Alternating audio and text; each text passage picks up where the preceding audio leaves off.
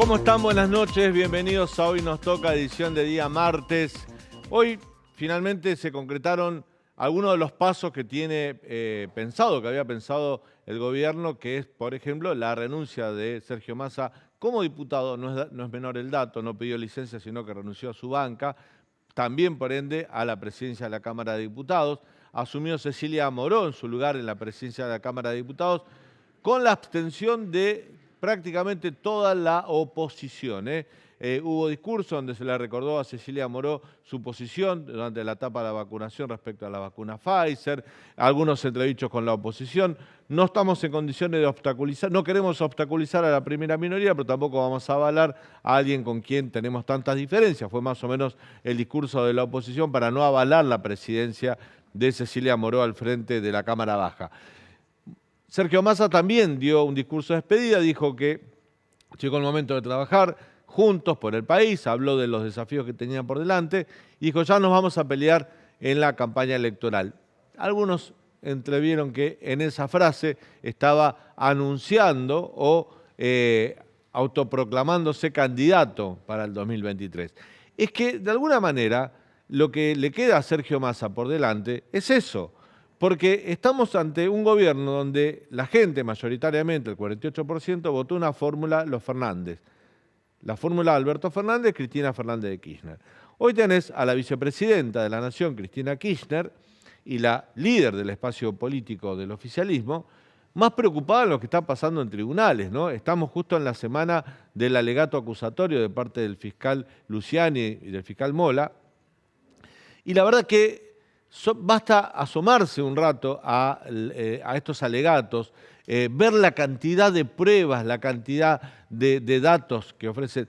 Quizás los periodistas que seguimos estos temas de corrupción durante los últimos 10, 15 años del kirchnerismo no nos sorprende, pero hoy hablaba con Pancho Muñoz de la agencia OPI de la provincia de Santa Cruz, que han hecho un gran trabajo siempre denunciando la corrupción en la obra pública enlazada entre los Kirchner, Cristóbal López y Lázaro Báez.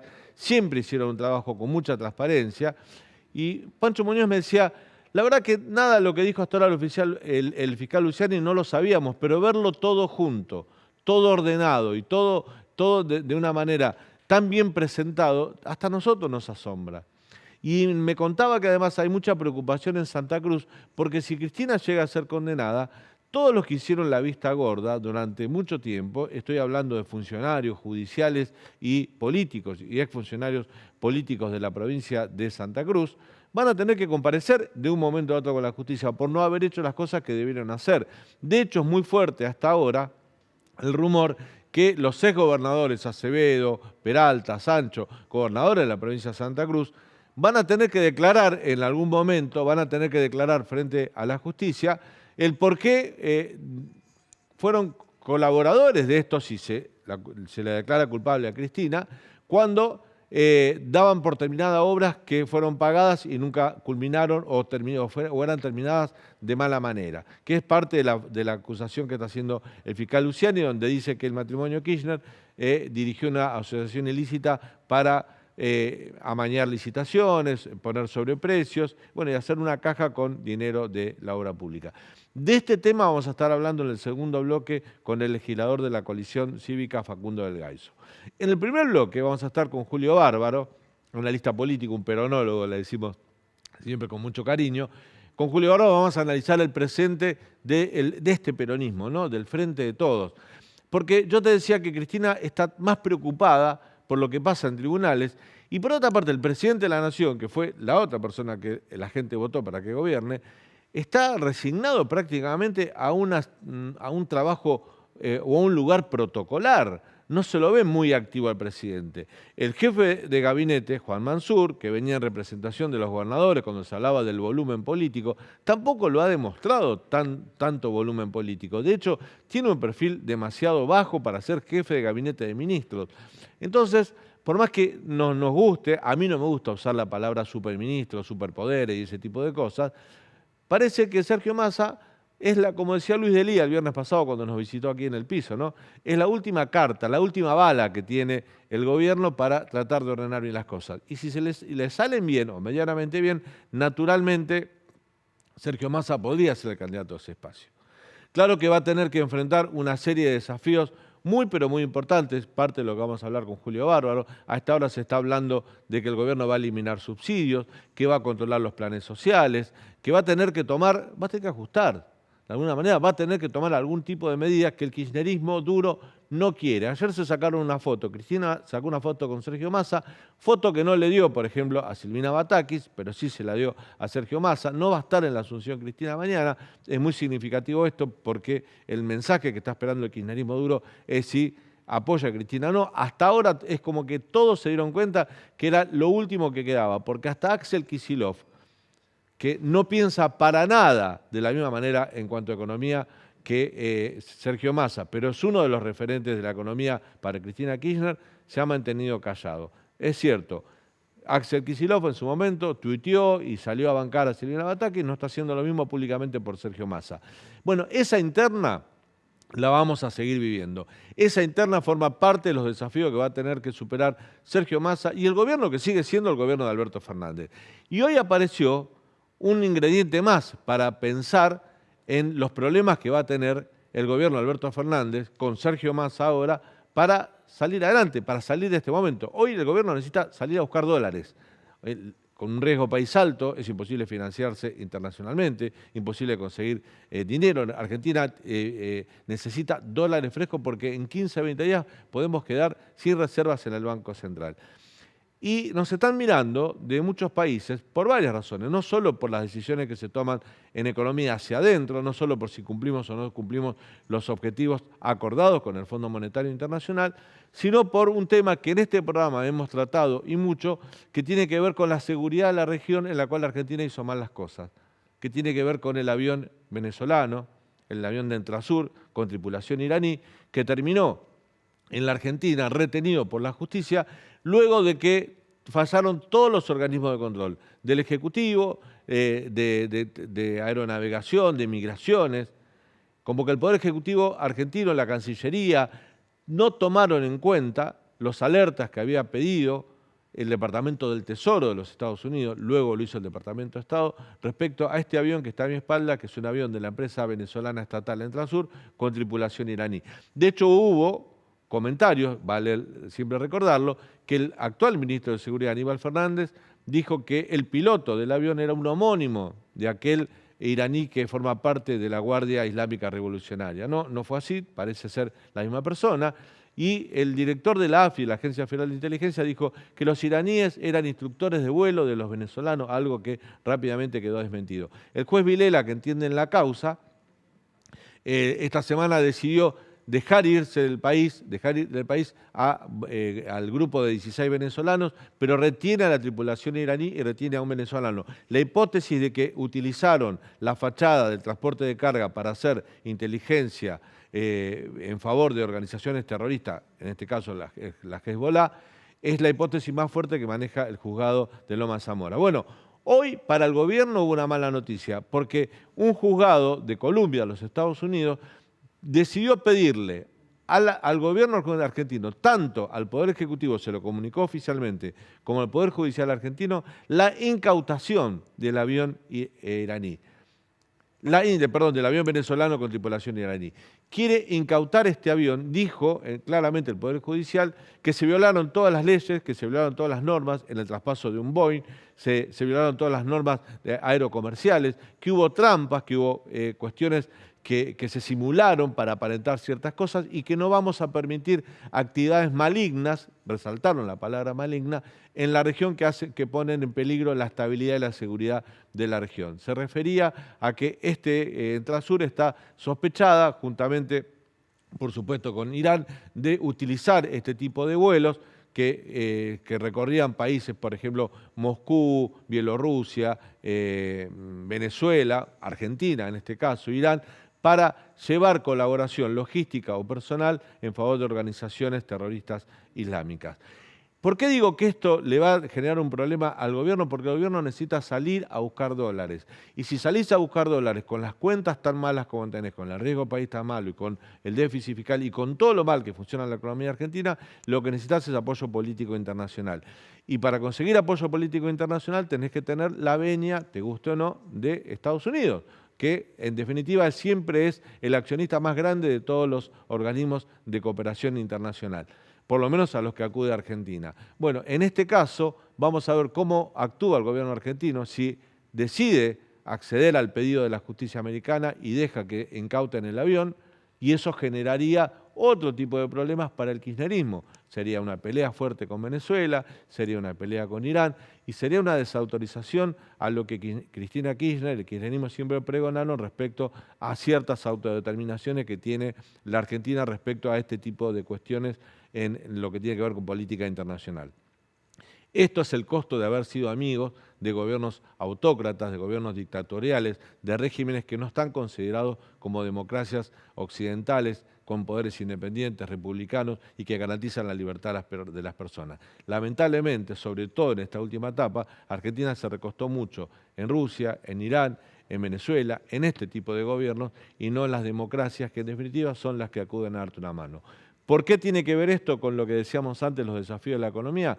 Porque Sergio Massa mañana asume como ministro de Hacienda y en su primera gira, cuando salga a buscar dinero, salga a buscar dólares, va a tener que responder también por un conflicto internacional relacionado por este avión, en el cual la Argentina no actuó como debió actuar, prestando atención a las alertas internacionales, cuando somos el país, y esto lo digo y no me canso de decirlo, el primer país que debió actuar en defensa de la región, porque los dos atentados que comprometen a los iraníes para la justicia argentina sucedieron en la Argentina, ¿no? La embajada y AMIA. No sucedieron en Uruguay y en Paraguay, dos países que sí actuaron como debió ser. Quédate hasta las 22, esto Hoy Nos Toca, aquí en el Canal de la Ciudad. Inobservancia grosera de los principios universales que deben regir una contratación pública. De allí es que sostenemos que todas las licitaciones fueron una ficción, fue un montaje que aparentaba una legalidad que fue inexistente. Acá se armó, como se armó la represión de Estado en la década del 70, se armó la corrupción de Estado desde la presidencia de Néstor Kirchner y después hasta el 2015 continuó en un mecanismo nefasto. La llegada de Sergio Massa al gobierno ha generado una expectativa en la sociedad que yo me quiero sumar. Se tiene que resolver si quiere ser en este contexto tan complejo del país un hombre de Estado o un hombre que viene a copar el Estado. Soy consciente que tengo una responsabilidad adicional por ser mujer. Y la verdad que me genera un orgullo extra ser la primera mujer de la Cámara. No se confundan, no voy a gobernar por mis hormonas esta Cámara, sino con mi cabeza, con mi corazón militante y con mis convicciones políticas. No tengan dudas de que si hay algo que la sociedad espera es que en algunos temas nos abracemos todos y caminemos hacia adelante, porque la Argentina es un país con enormes riquezas que tiene que transformarla en riqueza para su sociedad. Muchas gracias.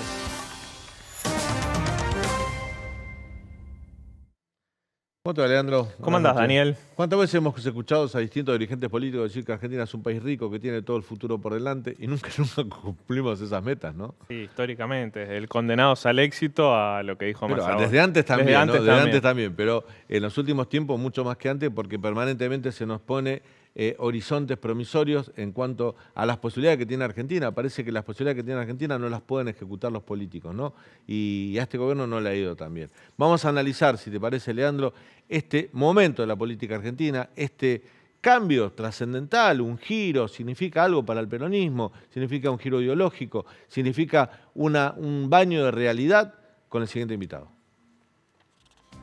Se trata de Julio Bárbaro, fue 2 veces diputado nacional, entre el 73 y el 76 y entre el 83 y el 85. Fue secretario de Cultura entre el 89 y el 91, es escritor y además es analista político. Julio, bienvenido, ¿cómo estás? Bien, muy bien, muy bien. Bueno, ¿qué significa esta llegada? Ya estaba, formaba parte del Frente de Todos, ¿no? Algunos decían que el Frente de Todos era un monstruo de 3 cabezas, Cristina, Alberto, Sergio Massa. Uno no puede decir que era una persona ajena, pero ahora se incorpora al Ejecutivo y pidiendo mucho poder. ¿Cómo lo ves esto?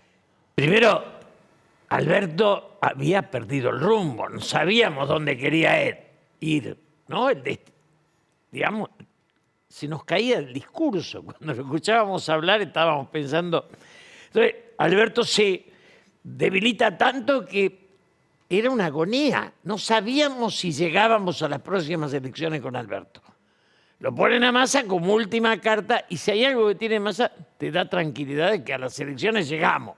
No sabes cómo ni cómo seguimos, pero nos da una seguridad que vale la pena recalcar. En eso el kirchnerismo lo odia. Yo ponía los canales de ellos y ni lo escuchaba. Es decir, porque vos planteabas lo de Venezuela, lo de Irán. Él es muy pro Estados Unidos. Sí, claro, claro. Entonces, él tiene una definición con Estados Unidos muy clarita, ¿no? Y eso a los kirchneristas los llena de odio.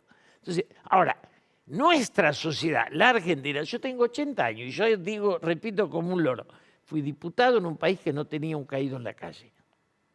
Yo visité Roma y Madrid cuando eran ciudades más pobres que Buenos Aires.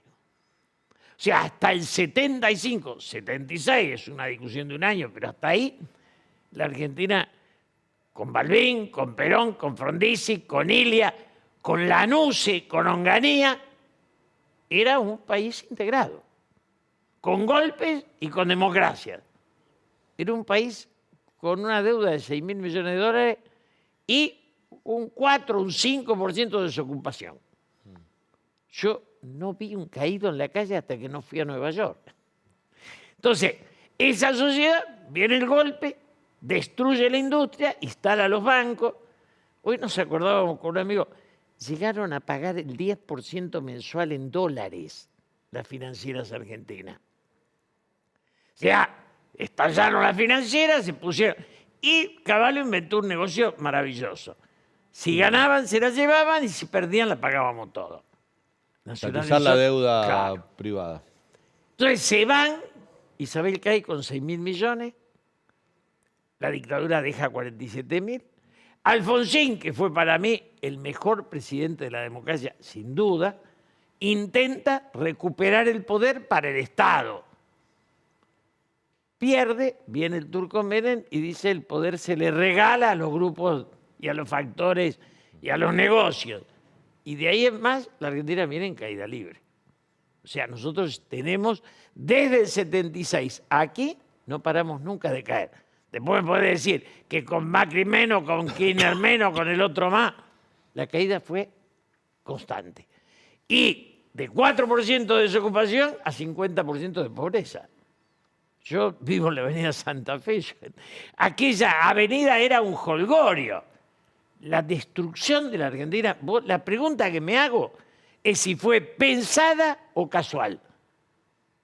Pero la destrucción está a la vista. Bueno, está a la vista. Lo que yo te pregunto, quizás no podemos saber si fue pensado o casual la destrucción de la Argentina en los últimos 40 años o 50, pero el último mes de julio, ¿fue pensado o casual este interregno de Silvina Bataki, donde el dólar se disparó 120 mangos arriba, el Riego País llegó a 3.000 puntos? Uno dice, parece que te mostraron el demonio para decirte, bueno, viste, esto es malo, ahora con Massa nos arreglamos mejor. ¿Tan desprolijo fue o fue por inutilidad? No desprolijo, son inútiles, esos no sabían dónde querían ir. Si lo de Alberto... Yo lo veía ahí, algunos amigos, yo con Valdés no me saludo porque me peleé. Sí, han hecho de la política una cuestión de bar. No hay, vos fíjate un tema clave. Nosotros podemos opinar de quién apoya a Massa, no de qué piensa Massa. No sabemos si de centro, de izquierda, de derecha, de Alberto tampoco. Las ideas, vos te vas a Uruguay y tenés la izquierda Mujica, la derecha es Sanguinetti y la calle Pau es... Acá, digamos, no hay idea. ¿Y qué factores de poder lo apoyan a Massa? Bueno, están a la vista. Los bancos y las privatizadas. Eso es, digamos, no la industria, no el campo. Entonces, pero hoy, mira, fíjate, vos decís los bancos y las privatizadas. Hoy surgió un rumor... Y lo digo que es un rumor, no lo estamos dando como noticia porque después tenemos que desmentir lo que nos dijimos, pero el rumor existió de que iba a haber una especie de bono para esa bola de dinero que son las LELIQ, el dinero de los bancos. Sí. ¿Sí? Y esto sería perjudicial para los bancos, como una salida. digamos, vos me decís, los bancos lo apoyan a Massa, pero si el rumor ese es cierto, atentaría contra su propio apoyo. Es que llega un punto que la Argentina se autodestruye. El capitalismo tiene dos enemigos, el comunismo y la concentración económica. La concentración económica que tiene Argentina es irracional. Los kioscos son cadena. Yo, que soy un amante del pan, iba a una panadería con horno. Ahora hay cadena de panadería. Te venden una cosa que parece un diario de ayer. Pero digo, todo es cadena. La destrucción de la clase media es la destrucción de la identidad. Yo le decía a Mauricio Macri, cada farmacia que avanza a Farmacity es un clase media que pasa a clase baja. Porque el dueño de una farmacia, yo le decía a Mauricio Macri, los taxis, tengamos 3 como máximo. Porque el dueño de un taxi es un señor integrado a la sociedad, un peón de taxi. ¿Y cuál es el capital que gana? Digamos, ¿para qué necesitas una corporación de 2.000 taxis? O sea, las sociedades las piensa la política, no las piensan los negocios. Si las piensan los negocios, destruyen a la sociedad y lo que se te cae es enorme. Yo no soy socialista. Yo creo en el capitalismo a muerte, pero el capitalismo con Estado. Sin Estado es anarquía. Julio, la foto de ayer de Cristina con Massa, ¿es un apoyo al futuro plan económico de Massa o es un abrazo del oso justo el día que comenzaron los alegatos en la causa de vialidad para involucrarlo? Yo creo que más que están los alegatos y son gravísimos, pero más que eso estaba el final de la política de Alberto. Se le juntaron las dos cosas, que es una casualidad. Ella es realista, se corrió y lo trajo a Massa. Ahora, no era realista cuando lo puso a Soria de ministro. Entonces hoy yo escuchaba en otro canal, qué sé yo, un senador que decía, lawfare, basta, hermano. Digamos, la justicia está clara, ¿o no? Digo, no es discutible, no hay que inventar una causa. Yo digo siempre, yo fui amigo de Néstor y de Cristina. Si Daniel Muñoz se quedó con 100 palos, si el chofer se quedó con 100 palos, está claro que el de arriba, o no. Si el tamaño de la limosna o de lo bueno, mira, la responsabilidad de la culpabilidad de Cristina se ve en la defensa.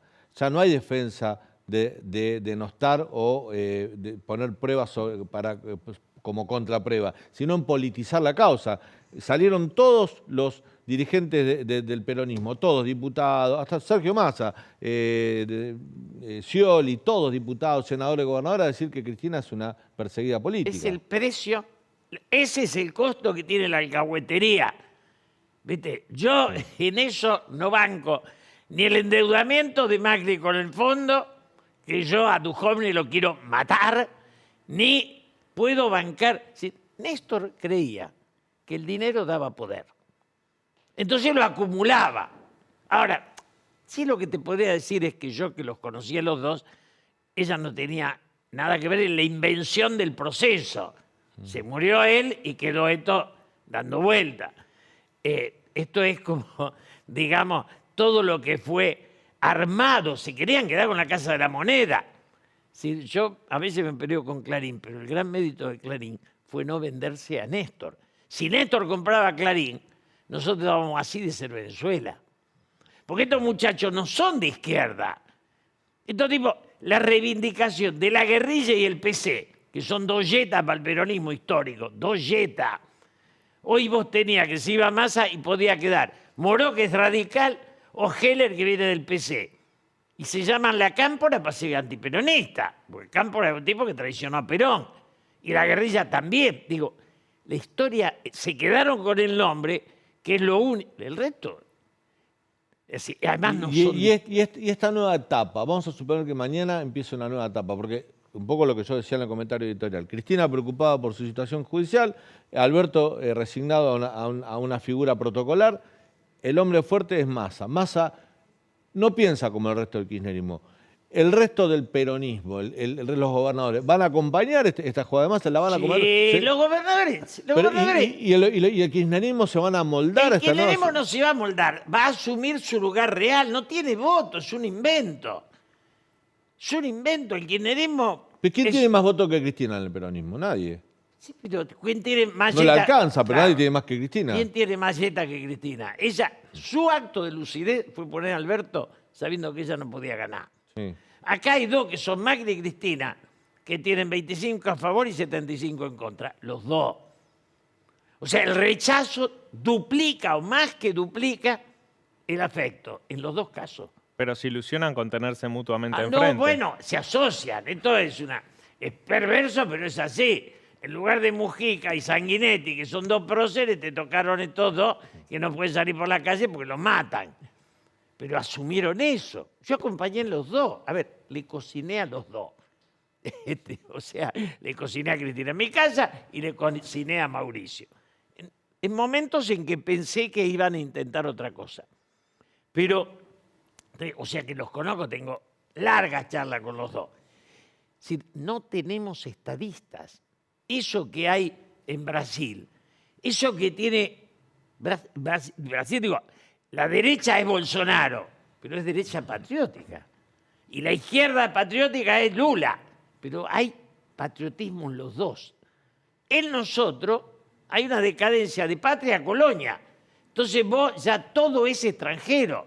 Pero ¿por qué vos podés tener, por ejemplo, en Chile, donde la izquierda y la derecha, si querés, por ejemplo, Bachelet, Piñera, mantuvieron ciertas políticas de Estado durante la concertación y la derecha, durante 20, 30 años, ciertas políticas Sí, de Estado. muchas. ¿Por qué Lula pudo mantener políticas de Estado que había Porque instalado Fernando la Enrique patria- Cardoso? ¿Por qué Uruguay, el Frente Amplio, puede hacer lo mismo con el Partido Colorado? Porque son primero patria- ¿Y por qué acá no? ¿Y por qué acá todo cambia? Porque son primero uruguayos y después... ¿Y no hay patriotas acá entonces? No, acá son primero izquierdistas, se odian, o primero antiperonistas, primero son antes la ideología que la nación. Acá no hay nada de patriotismo, ninguno. El patriotismo terminó en el 76. No hay futuro, Julio, así. Hay futuro porque, digamos, ¿Qué ves en los más jóvenes? Digo, hoy joven no veo ninguno, pero yo siempre agrego, la Alemania de Hitler nos regaló a Merkel. Los pueblos se rehacen. Y la Inglaterra de Churchill, el idiota de Boris Johnson. O sea, todos tienen idas y vueltas. Sí. Te salen grandes jugadores o te salen pataduras. O sea, ¿qué veo? Hoy no te puedo decir que haya un pibe con vocación de estadista. Uno de 50 años con ganas de trascender, no hay. Ninguno. Massa no es estadista. No. Pero yo hablé mucho con él, lo quiero, lo aprecio, qué sé yo. Pero Yo tengo una impresión, que creo que es generalizada, mucha gente piensa igual, que el gran déficit que tiene Massa, más allá de sus ideas o de su ideología o de sus propuestas o de su programa, es la falta de credibilidad de su palabra. Yo creo que Massa es el tipo que tiene la palabra más devaluada de la política argentina. vamos a ser claritos, Sí. políticos y sindicalistas de todos los partidos, si no se enriquecieran serían respetados. Punto. Es una cosa, yo camino por la calle, pero mis nietos veranean en San Clemente, no en Miami, porque no podían viajar. Digo, yo no cambié, además porque nunca me interesó la dictadura, pero te quiero decir, usan la política como estructura de escala social, de ascenso social. O sea, hay sindicalistas con aviones propios, hay políticos. Entonces, claro, eso, el enriquecimiento de los políticos, sindicalistas y algunos empresarios es la contracara del empobrecimiento de la sociedad. Punto. No son patriotas, no quieren trascender. Por eso terminan así tan cuestionados. Julio, Massa tiene... Fíjate cómo nos lleva toda la dinámica, ¿no? Digo, Massa tiene como si Massa fuera presidente. Digo, Sí, ya, claro. no Bueno, solo- hoy no so- conduce. Pero, Hoy pero- conduce. pero conduce Massa, ahí está. Hoy Esta conduce. pregunta, ya está. Uno dice, Massa tiene tal y tal desafío. O sea, Alberto y Cristina ya se corrieron de la escena. Sí, pero además vos tenés el Vaca Narvaja, que dice que era experto en explosivos y habla y dice las pavadas que dice. Reivindica la contraofensiva, es una atrocidad. Sí. Los jefes, Firmení, Perdí, Vaca Narvaja, se quedan sentados en un hotel de Europa, los mandan a todos los mejores a morir acá, los regalan y dicen que eso fue exitoso. Son delincuentes pensantes. Entonces, después, escuchá el juramento del pibe que sustituye a Massa. ¿Lo escuchaste? Sí, lo escuché hoy. Entonces, no hay partido, hermano. Entonces es una lotería, salen para cualquier lado, ¿o no? Sí, bueno, pero ese pibe que juró hoy, que es diputado, que reemplazó a Massa, fue candidato del Frente de Todos, fue candidato del peronismo. ¿Qué es el peronismo? No, el peronismo ya dije 20 veces, es un recuerdo que da voto, punto. Por eso se puede llamar la cámpora. Sí, el sindicalismo no tuvo la dignidad de hacer respetar a Rucci como memoria. Entonces se hizo amigo de los que lo mataron. Acá tenemos, digamos, la guerrilla no tiene un libro digno. No puede hablar ni Firmenich, ni Bacar Narvaja, ni Perdía, porque no tiene nada que explicar. Claro. Hablan los deudos sobre el dolor de los muertos, pero el pensamiento no es reivindicable. No tenemos un Pepe Mujica que dio vuelta a eso y lo democratizó. El peronismo es un recuerdo que da voto, punto. Perón vino a traer la paz y Néstor a traer la guerra. O sea, eso es antiperonismo. Perón nacionalizó los ferrocarriles y el Turquito Menem lo privatizó. Eso se hizo todo al revés, en nombre del peronismo, porque da voto. Nada más. ¿Y hasta cuándo va a resultar esa fórmula? No, ya no resulta, ya no funciona más. ¿Ya no funciona más? Cuando ganó Macri se había dejado funcionar la fórmula. Después Macri metió la pata tanto que le devolvió el poder a Cristina. Yo un año antes fui y le dije, le devolví el poder a Cristina, no te saludo más. No, Durán Barba, claro, si vos lo ponés a Durán Barba, perdés el partido. Lo ven ya, te cobran Orsay. Digo, en serio, claro, porque la política es un arte. Yo recomiendo una película que es excelente, que la fui a ver 2 veces, que es Alicia y el alcalde, donde los franceses muestran el debate profundo de la política. Y el tipo empieza diciendo, el alcalde, la política, como la música o la pintura, exigen que uno entregue toda la vida a ellas. No son un hobby. Yo hablaba con Macri y con Scioli. Me agarraba la cabeza. ¿Por qué? Porque yo había conocido a Balbín, a Alfonsín, pero había conocido a Frondizi, son tipos que eran, habían leído todo. Vos con los candidatos actuales podés hablar de fútbol nada más. Si salís del Orsay, te tenés que ir al penal. Julio, te hago la última y agradecemos mucho tu presencia en el programa. ¿Le ponés una ficha a Massa o pensás que no tiene solución esto en este gobierno? Le pongo una ficha importante, que es, me saca el miedo a que no lleguemos a la próxima elección. Eso es muy importante. Es mucha ficha, no una fichita. Ahora, después, ni él ni la oposición, es decir, no puede haber una oposición que ante la debilidad del gobierno parezca que ve sangre y se vuelvan todos. Es decir, la acusación y la denuncia no pueden ser la sustitución el sustituto del proyecto de sociedad. A la gente hay que devolverle la esperanza. Yo quiero que la justicia vaya y defiendo a la Corte, ¿no? Defiendo al fiscal, todo esto muy bien, pero además tiene que haber una propuesta. Con esto no alcanza. Gracias, Julio. Gracias a vos. Vamos a ir a un breve corte. Cuando volvamos está el legislador de la coalición cívica, Nicolás del Gaizo, con nosotros. Con él vamos, Facundo del Gaizo, perdón. Facundo del Gaizo de la coalición cívica. Con él vamos a hablar de este momento, de esta semana, de la justicia, el alegato de la Fiscalía contundente contra Cristina Kirchner por la causa vialidad. Ya volvemos.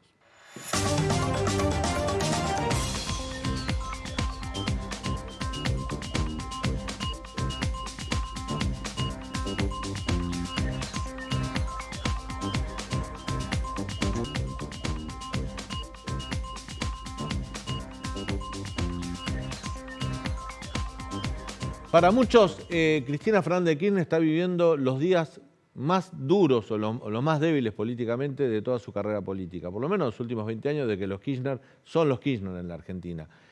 ¿Producto de qué? Bueno, producto de su gobierno, la situación fallida de lo que es la gestión del gobierno de Alberto Fernández, de la cual ella forma parte, de la situación política de su imagen negativa que ha crecido, pero sobre todas las cosas por lo que está pasando hoy en tribunales, que estamos viviendo el alegato del fiscal Luciani en colaboración con el fiscal Mola en la causa de vialidad y en la causa de la obra pública. Prueba tras prueba, como yo decía cuando comenzaba el programa, todas reunidas y escucharla y ver los WhatsApp y ver los informes y ver todo contado por el propio fiscal, te hace sentir que estamos camino hacia una condena casi segura de Cristina Kirchner en una causa de corrupción y todo lo que va a despertar eso de aquí en más. Para hablar de este tema estamos con el siguiente invitado. Se trata de Facundo del Gaiso, legislador porteño por Vamos Juntos, dirigente de la coalición cívica, fue auditor general de la ciudad entre el 2013 y el 2019. Facundo, bienvenido. Muchas gracias. ¿Cómo estás? Bueno, perteneces al partido, a la coalición cívica, que fueron aquellos que fueron la primera denuncia con Carrió a la cabeza en el 2008. Por supuesto, conoces al dedillo de qué fueron a buscar, qué denunciaron. Pasaron 14 años. Ves al fiscal Luciani presentando todas estas pruebas. ¿Cómo te sentís? La verdad, muy bien. Nosotros fuimos con Paula Oliveto, comenzó en el 2004 a hacer las primeras investigaciones a pedido de Lilita. Yo era uno de los jóvenes que empezaba a participar de esas investigaciones. Y en mi auto tuvieron las cajas que fuimos a llevar a Comodoro Pi. La verdad que en ese momento, hace 14 años, Lilita daba esa denuncia en la más absoluta soledad con el bloque de la coalición cívica frente a un kirchnerismo con Néstor vivo, con Cristina presidenta, con 54% de intención de votos. Estamos hablando de un kirchnerismo con todo el poder. Frente a todo ese poder, Lilita presenta esta denuncia en la más absoluta soledad, insisto, contra toda esta banda que hoy ayer el fiscal Luciani describió lo que nosotros investigamos durante 14 años que venimos diciendo lo mismo. ¿Pensás que en el alegato acusatorio del fiscal Luciani está todo o faltan cosas? A lo mejor dentro de las denuncias que ustedes presentaron, faltan todavía ingredientes como para poder transformarse en una prueba. Mira, la verdad que cuando uno ve todo lo que fue la matriz de obra pública, la matriz de corrupción del kirchnerismo, y lo venís estudiando a lo largo de los años, ves como el sistema era un sistema armado desde el Estado para que Lázaro Báez, que por ejemplo es la persona quien tuvo 51 licitaciones sobre 83, tuvo 46.000 millones de pesos de licitación de obra pública, sea el gran beneficiado. Estamos hablando de que a cualquier persona común y corriente que va al banco y ve al cajero de su banco, que lo ve todos los días. Lázaro Báez era el cajero del Banco Santa Cruz en el 2003 y tenía un Ford Falcon 72 en el 2003 y vivía en el barrio 499 en Río Gallegos, en la casa 474, concretamente una casa techo de chapa, muy humilde. Así vivía Lázaro Báez en el 2003. ¿Qué hace Lázaro Báez? A pedido de Néstor Kirchner, porque era su testaferro. El 8 de mayo del 2003, antes que asuma Kirchner, funda Austral Construcciones. El 23 de junio, con Kirchner presidente, se inscribe en la FIP. Austral Construcciones tuvo un solo cliente a lo largo de 12 años, el Estado Nacional. Austral Construcciones creció 45.000% su patrimonio y Lázaro Báez tiene este muchacho que tenía un Ford Falcon 72 y que vivía en esa casa, 15 años después tiene 1.412 propiedades, tenía un patrimonio de 200 millones de dólares y tenía hectáreas que superan 13 veces la ciudad de Buenos Aires. O sea, cualquier persona eso lo escandalizaría, cualquier parte del mundo sería un escándalo. Acá tardamos 14 años en rasgarnos las vestiduras y decir, la verdad tenía razón Lilita cuando decía... Es difícil llegar, demostrar en el tribunal la responsabilidad directa de Cristina Kirchner. Te pregunto esto porque el propio abogado de Cristina, uno de los abogados que tiene, Gregorio Galvón, decía que, bueno, que una licitación, el presidente no tiene facultades para amañar una licitación pública. Que eso, bueno, son funcionarios menores, el director de Vialidad, el de Obras Públicas, como que empiezan a patear la pelota para afuera para correr la Cristina del tema. No, que tiene toda la estructura armada. O sea, la estructura funcionaba con el director de Vialidad, que era Carlos Kirchner, que estuvo preso hasta hace poco, el primo de Kirchner. Funcionaba también con todos los resortes que generaban el Club de la Obra Pública y generaban los mecanismos para que el sistema era el sobreprecio y el retorno era el anticipo financiero. Siempre el retorno fue el 20% que le daban a Lázaro Báez de anticipo financiero, era el retorno que volvía a los bolsos famosos de Néstor y Cristina. O sea, todo eso, o sea, lo obvio como que cuesta probarlo. ¿Cómo puede ser que el cajero del banco, amigo de Néstor Kirchner, 15 años después, que vivía en la casita esa con el Ford 72, sea quien es? Porque tiene un poder político importante. La fortuna de los secretarios de Cristina, de Néstor, ¿no? Digo, obvio, Muñoz. Daniel Muñoz, que Daniel Muñoz lo que se dice es que después de la muerte de Néstor Kirchner, bueno, ahí tuvo la posibilidad de, como se perdió el control de ese dinero que giraba por fuera entre la obra pública y la caja política, se llevó 67 millones de dólares a Estados Unidos, ¿no? Imagínate la que habría o sea, cuando vos ves, por ejemplo, que Devido dijo, el día que se fue, en el 2015, el último año, va a la Cámara Argentina de Construcción, porque no pensaba que iban a perder el gobierno, y dice, nosotros en 12 años hicimos una inversión de 89.000 millones de dólares. Wagner, cuando va, Wagner, el presidente de la Cámara Argentina de Construcción, que va como arrepentido en la causa Codernos, ¿qué dice Wagner? El 20% era para retornos. 20% de 90.000 millones son 18.000 millones de dólares. Son los dólares que faltan al pueblo argentino, son los dólares que nosotros estamos viendo cómo vamos a rascar al campo para que entonces caigan las reservas. Y así vas a ver los subsidios directos y es igual. Fue una maquinaria de corrupción enorme, enorme, que hubo algunos que tomaron la decisión de denunciarlo y que gracias a esa denuncia que hicimos hace 14 años, hasta la perseverancia de Elisa Carrió, de Paulo Oliveto, de Mariana Zubi y de toda la Comisión Cívica, hoy Cristina está contra las cuerdas y va a ser condenada. Va a haber justicia, no va a haber impunidad. Ustedes denunciaron esto hace 14 años en la justicia.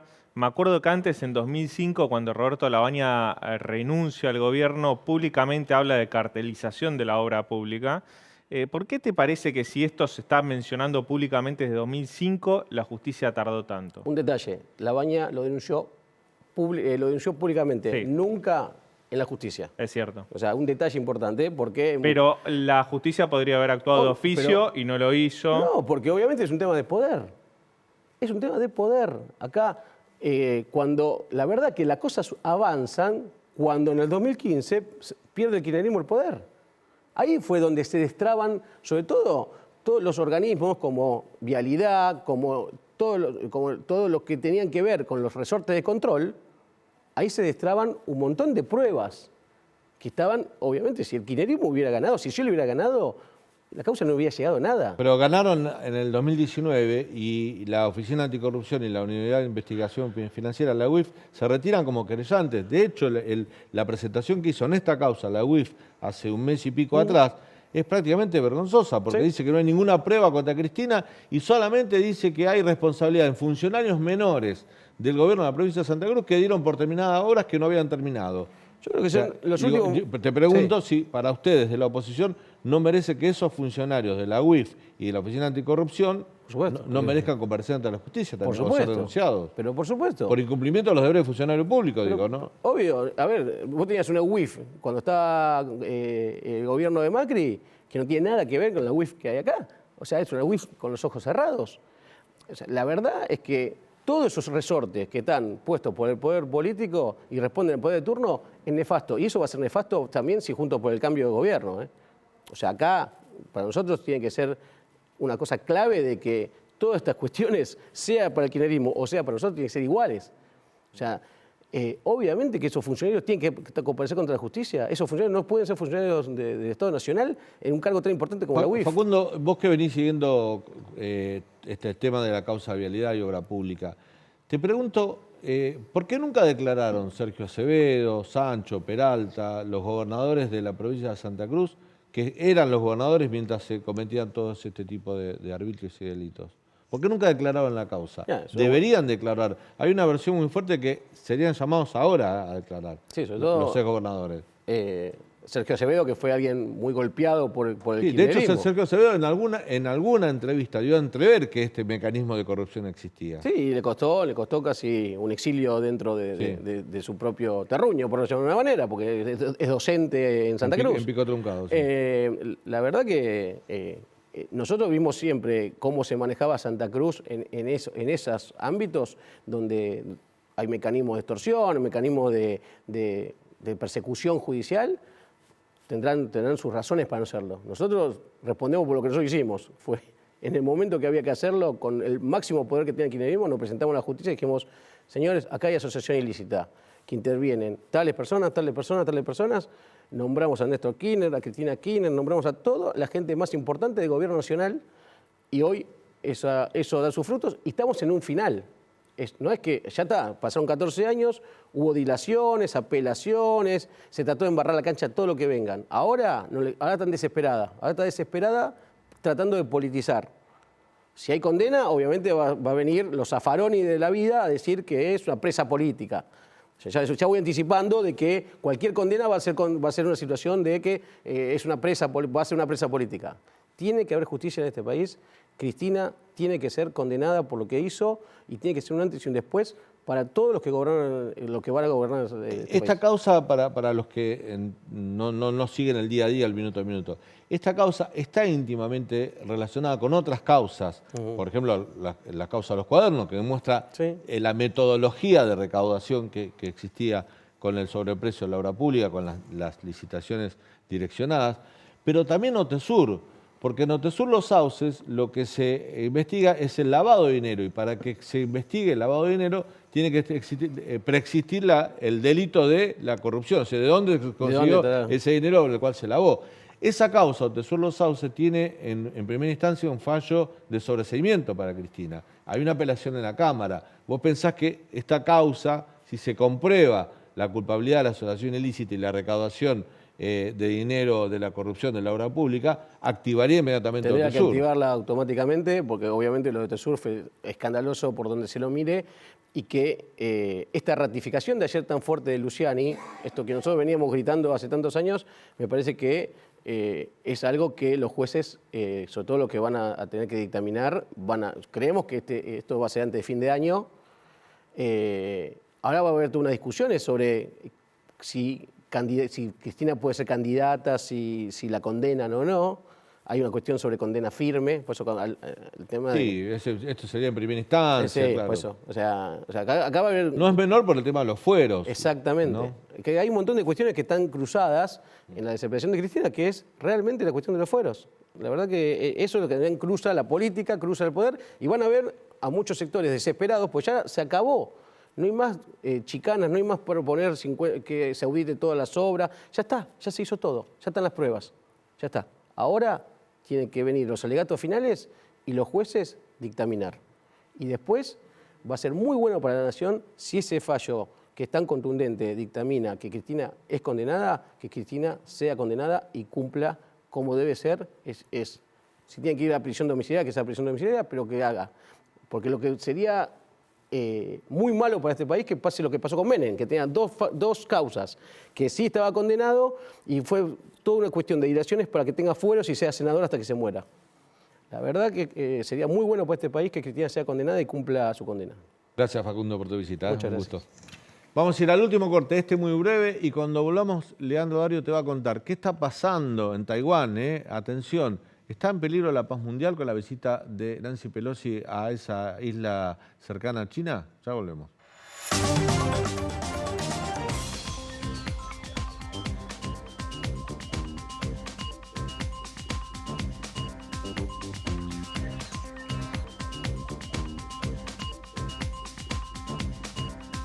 Tuvieron una advertencia de China, ¿no? Hacía 25 años que un funcionario tan estadounidense, tan alto rango como la presidenta de la Cámara de Representantes, visitara Taiwán. Taiwán, que es una zona de conflicto entre Estados Unidos y China. Justo en el momento donde hay un conflicto bélico en Europa, como es la guerra entre Rusia y Ucrania. Hay guerra en Europa, no nos olvidemos de eso.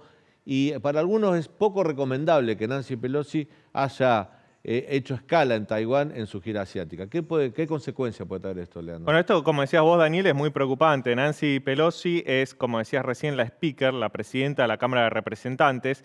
Está tercera en la línea de sucesión presidencial, luego de Joe Biden y Kamala Harris. Es una líder demócrata con mucho peso en el Congreso de Estados Unidos.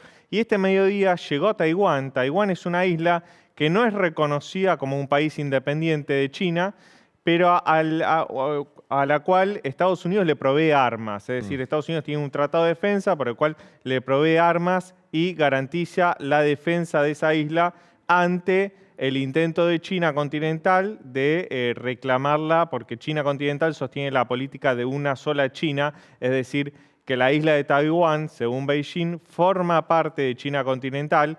Es una isla que tiene un gobierno autónomo, democrático, desde el fin de la Guerra Civil China. Cuando vencieron los comunistas, el partido Kuomintang, que es el partido nacionalista, los líderes se escaparon a la isla de Taiwán y formaron su propio gobierno. Bueno, desde ese entonces, desde el fin de la Guerra Civil China, viene esta disputa entre China continental y la isla, y Taiwán.